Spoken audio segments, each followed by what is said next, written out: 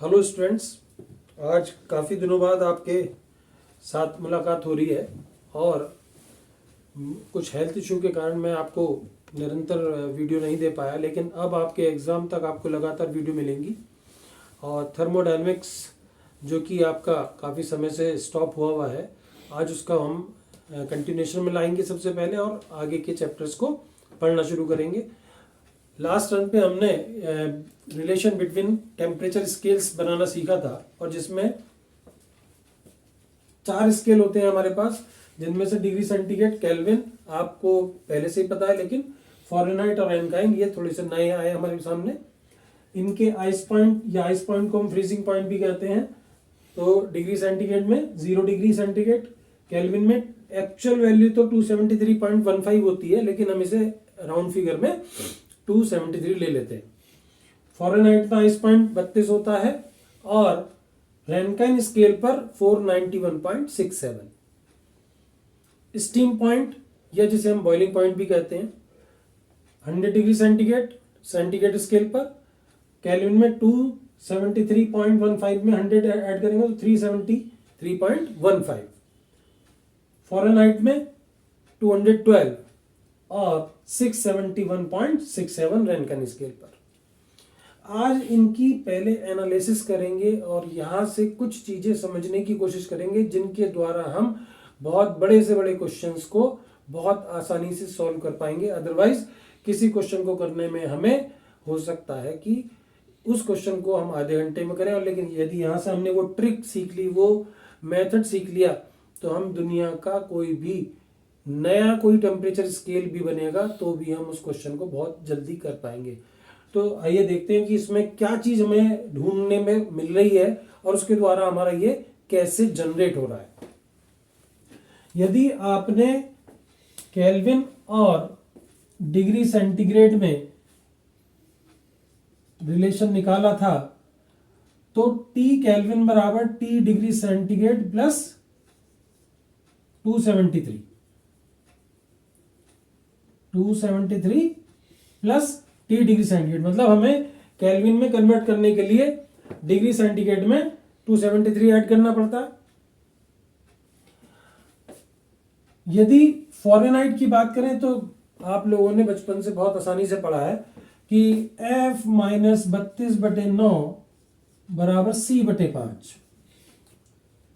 ये बड़ा याद करने में थोड़ा सा आसान रहता है। F माइनस 32/9 बराबर C/5 आया कैसे?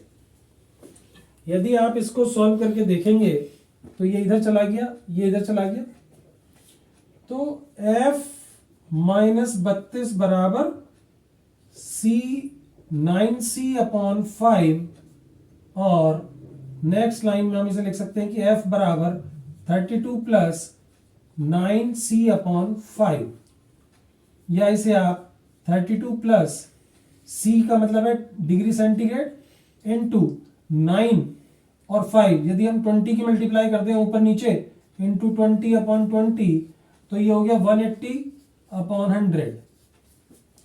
यही आपको यहां पर नजर आ रही होगी इक्वेशन। और यदि रैनकाइन और डिग्री सेंटीग्रेड की बात करें तो ये वाली इक्वेशन आपको कैसे जनरेट हुई। अब यदि आप देखेंगे कि मैंने यहां पर कुछ ऐसे ऐसे एरो लगा रखे हैं कि डिग्री सेंटीग्रेड और केल्विन ये दोनों टेम्परेचर स्केल ऐसे हैं जिनके आइस पॉइंट और स्टीम पॉइंट का डिफरेंस 100 है, और ये दोनों ऐसे हैं जिनके आइस पॉइंट और स्टीम पॉइंट का डिफरेंस 180 है। तो अब यहीं से एक फॉर्मूला बनाने की मैं आपको तरीका बता रहा हूं, और इस तरीके के द्वारा हम याद रटने की जरूरत नहीं है, समझने की जरूरत है, और कभी भी कोई भी रिलेशन आप बना सकते हैं। और जहां आपने ये तीनों रिलेशन बनाए तो फिर इनके आपस में भी कॉम्बिनेशन आप बना सकते हैं। देखिए, डिग्री सेंटीग्रेड और केल्विन की बात करें, मतलब उसकी बात कर रहे हैं जिसका डिफरेंस 100 है। तो ऐसा कोई भी टेम्परेचर स्केल जिसका टेम्परेचर आइस पॉइंट और स्टीम पॉइंट का टेम्परेचर डिफरेंस 100 है, तो क्या करेंगे, हमें किसका निकालना है, केल्विन का। उस केल्विन का आइस पॉइंट, मैंने यहां पे आईपी लिख रखा है, तो आइस पॉइंट लिखो प्लस डिग्री सेंटीग्रेड लिखो इनटू इन दोनों के बीच का डिफरेंस कितना, 100 अपॉन 100 लिखना ही है, हर एक में 100 से तो डिवाइड करना ही करना है। तो ये हमारा फॉर्मूला जनरेट हो गया। यदि 100 से 100 कैंसिल हो गया तो यही वाला फॉर्मूला जनरेट हो गया हमारा। अब फ़ारेनहाइट का देखते हैं। फ़ारेनहाइट का क्या है कि इसका आइस पॉइंट, मतलब फ़ारेनहाइट स्केल बना रहे हैं तो पहले आइस पॉइंट किसका लिखेंगे, फ़ारेनहाइट का। तो मतलब ये जो स्केल है इसका आइस पॉइंट आएगा यहां पर, ऐसे ही फ़ारेनहाइट जो है वो उसका आइस पॉइंट यहां पर आएगा। तो 32 प्लस T डिग्री सेंटीग्रेड तो आना ही आना है। और अब इन दोनों का डिफरेंस, मतलब इसी वाले का डिफरेंस आएगा, इसका ही डिफरेंस आना है यहां पर। जैसे केल्विन था तो केल्विन में आइस पॉइंट और स्टीम पॉइंट का क्या डिफरेंस है वो यहां पर आ गया। तो फ़ारेनहाइट में आइस पॉइंट और स्टीम पॉइंट का क्या डिफरेंस है वो यहां पर आ गया, और अपॉन 100। तो यदि आप इसे देखेंगे तो ये यही वाला फॉर्मूला जनरेट हो गया जो हम याद करते आ रहे हैं, F-32/9 बराबर C/5। तो आया वो यहीं से ही है, लेकिन इसे सॉल्व करके हमने इस फॉर्म में लिख लिया। अब तीसरा स्केल देखते हैं रैनकाइन का डिग्री सेंटीग्रेड के साथ।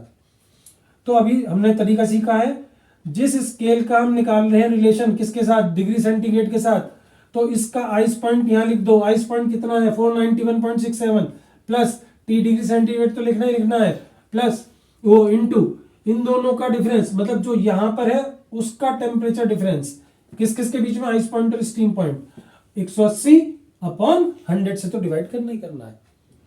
तो ये हमारा एक तरीका हो गया कि डिग्री सेंटीग्रेड के साथ किसी भी नए स्केल का रिलेशन बनाने के लिए क्या करेंगे, जो नया स्केल है वो बराबर होगा उस नए स्केल का आइस पॉइंट प्लस नए स्केल के आइस पॉइंट और स्टीम पॉइंट के टेम्परेचर डिफरेंस कितना है अपॉन 100 और multiplied by the T degree centigrade. एक लाइन में आपने किसी भी टेम्परेचर स्केल का डिग्री सेंटीग्रेड के साथ में रिलेशन बनाया और उसके अकॉर्डिंगली क्वेश्चन सॉल्व कर दिया।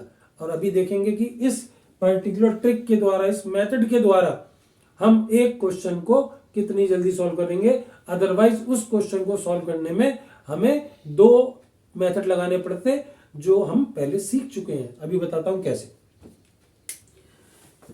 तो स्टार्ट करते हैं न्यूमेरिकल्स। 2 न्यूमेरिकल कराऊंगा, और यदि आपके AKTU के एग्जाम में आए तो इस पैटर्न पर ही न्यूमेरिकल आएंगे, और इससे ज्यादा मुश्किल न्यूमेरिकल आपको नहीं आएगा, ये भी मैं बताना चाहता हूं आपको यहां पर। चलिए सीखते हैं इसका यूज कैसे किया जाता है। पहले इस क्वेश्चन को करते हैं, क्वेश्चन पढ़ते हैं। इन ए न्यू टेम्परेचर स्केल, अब नया टेम्परेचर स्केल आ गया P, degree P, the boiling point of water is 100 P। तो लिख लीजिए बॉइलिंग पॉइंट और फ्रीजिंग पॉइंट FP और BP, कौन सा, डिग्री P। ये कोई टेम्परेचर स्केल है, डिग्री सेंटीग्रेड हमें पता ही है। चलिए, तो boiling point of water is 100, ये है हमारा 100। फ्रीजिंग पॉइंट कितना है 300। अब हमें इस नए का इसके साथ में रिलेशन निकालना है। तो अभी जो हमने तरीका सीखा है, क्या तरीका सीखा है, T डिग्री P बराबर जो नया स्केल है उसका आइस पॉइंट, आइस पॉइंट क्या है, ये है, तो 300 प्लस T डिग्री सेंटीग्रेड तो लिखना ही लिखना है हमें, इनटू इन दोनों का डिफरेंस। अब डिफरेंस में आप देखेंगे तो बॉइलिंग पॉइंट में से स्टीम पॉइंट को माइनस किया, वो आइस पॉइंट को माइनस किया है, बॉइलिंग पॉइंट में से आइस पॉइंट को माइनस किया है, तो 100 माइनस 300, 100 माइनस 300 अपॉन 100, डिवाइड तो 100 से ही करना है हमें। तो आप यदि इसको देखेंगे तो T डिग्री P बराबर 300, और यहां पर आएगा माइनस का 200 अपॉन 100, तो माइनस का 2 इंटू T डिग्री सेंटीग्रेड। ये आपके पास रिलेशन आ गया। अब पूछ क्या रहा है वो, देखिए find the reading corresponding to 0 degree P। 0 degree P के कॉरस्पॉन्डिंग सेल्सियस स्केल की रीडिंग बतानी है, T डिग्री सेंटीग्रेड बताना है। तो एट 0 डिग्री P का क्या मतलब हो गया कि ये वाली जो वैल्यू है हमारे पास ये 0 डिग्री है, तो 0 इक्वल्स टू 300 माइनस 2T डिग्री सेंटीग्रेड। इसको इधर ले आओगे तो 2 इंटू T डिग्री सेंटीग्रेड बराबर 300, तो T डिग्री सेंटीग्रेड बराबर 150। तो 150 डिग्री सेंटीग्रेड पर आपको इस टेम्परेचर स्केल की रीडिंग 0 मिलेगी। तो 3 लाइन में आपका ये क्वेश्चन खत्म हो गया। अदरवाइज इस क्वेश्चन को करने के लिए आपको क्या करना पड़ता, अपना पुराना तरीका कि पहले तो टेम्परेचर स्केल वाला डिग्री सेंटीग्रेड वाला क्या करना पड़ता, एक प्रॉपर्टी माननी पड़ती है आइस पॉइंट पर, स्टीम पॉइंट पर, जो हमने एक इक्वेशन मानी थी T बराबर AX प्लस B। यहां से प्रॉपर्टी और डिग्री सेंटीग्रेड के बीच में एक रिलेशन आता। क्या रिलेशन आया था हमारा, T डिग्री सेंटीग्रेड बराबर X minus XS upon XS minus XI into 100। ऐसी कुछ रिलेशन आया था हमारा, शायद यहां पे एक्सएस की जगह XI होगा। मतलब ये वाली जो वैल्यू है ये इसके कॉरस्पॉन्डिंग है और इसमें रख करके आप अपनी वैल्यू को फाइंड आउट कर सकते हैं। अब इसके बाद हमें क्या करना था, तो T डिग्री P बराबर AX प्लस B, इस इक्वेशन को करके फिर हमारा T डिग्री P और T डिग्री सेंटीग्रेड में रिलेशन बनता, वो ये वाली इक्वेशन निकल करके आती, क्योंकि इसमें A की वैल्यू और B की वैल्यू निकलती है और B की वैल्यू जो भी आती है A और B की वैल्यू, उसके बाद हमारी एक इक्वेशन बनती, फिर उसमें हम इसके अकॉर्डिंगली T डिग्री सेंटीग्रेड यहाँ पे रखते, तो इन दोनों टेम्परेचर स्केल के बीच में रिलेशन जनरेट होता, जिसे करने में हमें बहुत टाइम लगता। लेकिन यदि आप इस बात को समझ गए तो आप अब आगे के सभी क्वेश्चंस को बहुत आसानी से सॉल्व कर सकते हैं। तो स्टूडेंट्स, ये पूरा का पूरा जो 4-5 लाइनें लिखी हुई हैं, जो इसको समझ गया वो टेम्परेचर स्केल्स के बीच के रिलेशंस को बहुत आसानी से जनरेट कर सकता है। अब दूसरा क्वेश्चन करते हैं।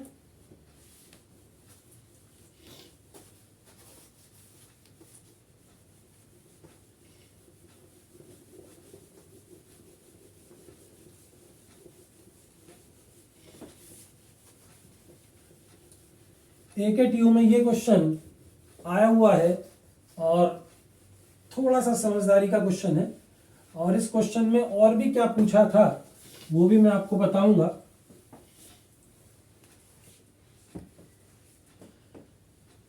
The reading of TA and TB of 2 thermometer. हमारे पास 2 थर्मोमीटर्स है, TA और TB, जिनका टेम्परेचर मेजरमेंट, जिनके द्वारा जो भी टेम्परेचर आ रहा है उसे हम TA और TB से डिनोट कर रहे हैं और थर्मोमीटर को A और B से डिनोट कर रहे हैं। Agree at ice point and steam point and are related by relation TA बराबर L plus M TB plus N TB square. मतलब इनके बीच में जो रिलेशन है वो ये है, और ये एग्री करते हैं आइस पॉइंट और स्टीम पॉइंट पर। अब ये क्या कहना चाहते हैं कि when both are immersed in oil, अब दोनों को हमने एक ऑयल के कंटेनर में डिप कर दिया, तो इन ऑयल A की रीडिंग आई 51 डिग्री सेंटीग्रेड और B की रीडिंग आई 50 डिग्री सेंटीग्रेड। वो ये पूछना चाहते हैं कि find the reading on A की रीडिंग बताइए जब B की रीडिंग 25 डिग्री सेंटीग्रेड हो। चलिए स्टूडेंट्स, करते हैं इस क्वेश्चन को। क्वेश्चन जब भी शुरुआत करने की आपको जगह ना मिले या स्टार्टिंग ये ना मिले कि क्या करना चाहिए, कि क्वेश्चन को कहां से शुरू करना चाहिए, तो अपने क्वेश्चन को आप 2 बार 3 बार पढ़ें, क्योंकि हर क्वेश्चन में कुछ ना कुछ ऐसी चीज जरूर दी होती है जिसके द्वारा हमें क्वेश्चन करने की शुरुआत मिलती है। चलिए, यदि आप बार बार इसे पढ़ेंगे तो ये जो वर्ड है एग्री, ये बड़ा इंपॉर्टेंट है। एग्री का मतलब दोनों टेम्परेचर स्केल सहमत हैं, मतलब इक्वल हैं आइस पॉइंट पर और स्टीम पॉइंट पर। तो यदि हम इस रिलेशन को यूज करें, टी ए बराबर L plus M T B plus N T B square, यहां पर एल एम एन जो है वो कांस्टेंट है, क्वेश्चन में दिया हुआ था लेकिन मैंने सारा नहीं लिखा है। तो यदि हम कहें कि एग्री एट नंबर 1 कह रहे हैं आइस पॉइंट, और आइस पॉइंट कितना है, टी ए बराबर टी बी तो है, दोनों एग्री कर रहे हैं, लेकिन आइस पॉइंट 0 डिग्री सेंटीग्रेड। कि सर ये तो पता ही नहीं है कि डिग्री सेंटीग्रेड में है, नहीं पता है हमें। यदि इस क्वेश्चन को फिर से ध्यान से देखोगे कि ए की रीडिंग डिग्री सेंटीग्रेड में और बी की रीडिंग भी डिग्री सेंटीग्रेड में, तो दोनों डिग्री सेंटीग्रेड में ही है। इसीलिए क्वेश्चन को ध्यान से बार बार पढ़ो, जिससे कि उसके अंदर से कुछ ना कुछ हमें मिलना शुरू हो जाता है। तो यदि इस इक्वेशन के द्वारा देखोगे तो 0 बराबर L plus M into 0 plus N into 0 का स्क्वायर। तो यहां से स्टूडेंट एल बराबर 0 आ गया, पहला हमारा जो कांस्टेंट है वो निकल गया। दूसरा, यदि स्टीम पॉइंट की बात करते हैं तो दोनों एग्री करते हैं स्टीम पॉइंट पे भी, और क्या वैल्यू है 100 डिग्री सेंटीग्रेड। तो इस इक्वेशन में पुट कर दीजिए, ये तो एल तो 0 हो ही गया है, तो M into 100 plus N into 100 का स्क्वायर। यदि आप 100 कट कर दोगे तो 1 equals to M plus 100 N, ये आपकी इक्वेशन नंबर 1 हो गई। फिर आप तीसरी इक्वेशन को यूज करो, वो कहां पर है, वो यहां पर है कि जब ऑयल में डिप कर दिया, व्हेन इमर्स्ड इन ऑयल, तो ए की रीडिंग, तो टी ए बराबर क्या है 51 डिग्री सेंटीग्रेड और टी बी कितना है 50 डिग्री सेंटीग्रेड। रख दीजिए इस वाली इक्वेशन में, और एल की वैल्यू 0 हो ही चुकी है, तो टी ए की वैल्यू है 51 equals to M into 50 plus N into 2500, क्योंकि 50 का स्क्वायर कर देंगे हम। तो इस इक्वेशन को यदि आप सॉल्व करेंगे, कैसे करेंगे, इस इक्वेशन को आप 50 से मल्टीप्लाई कर दीजिए ऊपर वाली इक्वेशन को, और उसमें से माइनस कर दीजिए, तो आपके पास इक्वेशन 1 एंड 2 से m एंड n की वैल्यू आ जाएगी। जब m और n की वैल्यू आ गई और l की वैल्यू निकल चुकी है, तो टी ए बराबर, l तो 0 हो ही चुका है, m T B plus N T B square. अब वो क्या पूछ रहे हैं कि find the reading on A, की रीडिंग कितनी होगी जब टीबी की वैल्यू 25 डिग्री सेंटीग्रेड है। तो टी ए बराबर एम की वैल्यू आप निकाल चुके हो, और इसकी जगह 25 प्लस एन इंटू 25 का स्क्वायर 625। इस इक्वेशन के द्वारा आप टी ए की वैल्यू निकालोगे, जो वैल्यू आएगी शायद 25.75 डिग्री सेंटीग्रेड। सो ये आपने टी ए की वैल्यू निकाली। अब इसी क्वेश्चन में ये पूछ रहे हैं कि discuss the result which thermometer is correct. यदि आपसे ये भी आया है, ये भी मैंने यहां लिखा नहीं है क्वेश्चन में, कि discuss which thermometer is correct.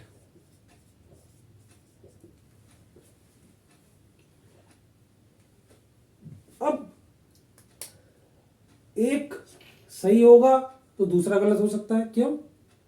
क्योंकि ये एंड पॉइंट्स पर तो सिमिलर है। समझने की कोशिश करिए। सपोज ये टेम्परेचर स्केल, ये थर्मोमीटर ए है